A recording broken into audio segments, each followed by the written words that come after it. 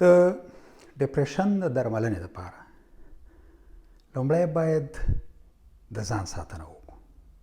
دوم باید د ذهني فشارونو ځان وساتو.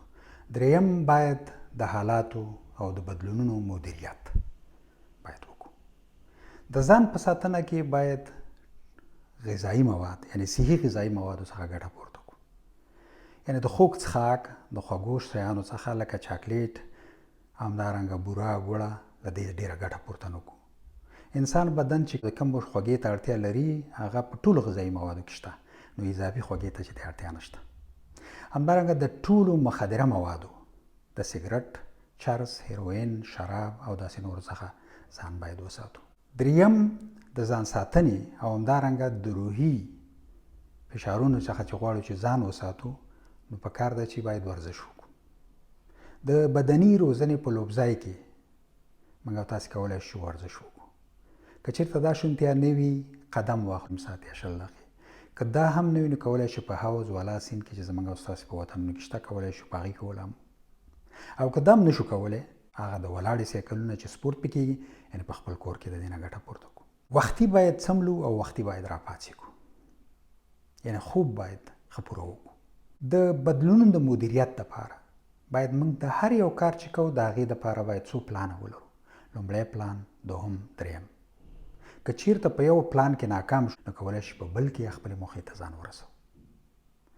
په نن کې باید کینو، د پرون نه به باید راووځو. هر څه چې په پرون کې تیر شوي وي هغه موږ نشو سمولی، که هغه سم شوي که ناسم، هغه تیر شوي دي. ډېری خلک په دې باندې فکر کوي چې ولې دا اوس داسې وشو. د هغې نه لاس واخلئ، په نن کې کینئ او د راتلونکي دپاره چې دی فکر وکړئ. هر هغه شی چې ستاسې په وس کې نه وي او هغه تاسې ځوروي، په هغه باندې ځان مه خفه کوئ، ځکه چې هغه ستاسې په وس کې نه دي.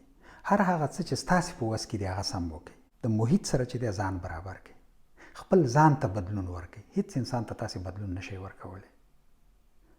زموږ او ستاسې په هېواد کې کلونه کېږي جنګونه دي، دا زموږ او ستاسې په وس کې نه دي. نو په دې اساس دې ته موږ بدلون نشو ورکولی.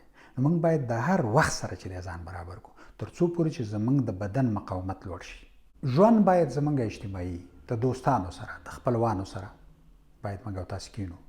هغې سره باید د پردو په غیبت باندې خپل وخت تیر نه کړو، نه د بل چا په سپکاوي او نه بل چا ته پلمې او ستونزې پیدا کول، بلکې ټولو خلکو سره باید موږ او تاسې په سیاسي، اجتماعي، مذهبي، کلتوري، ټولنیزو مسایلو باندې چې دی بحثونه وکړو.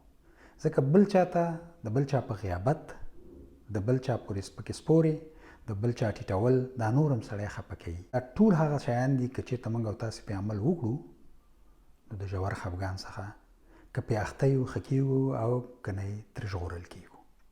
د یوې بلې روغتیایي خپرونې پورې له تاسې اجازه غواړم.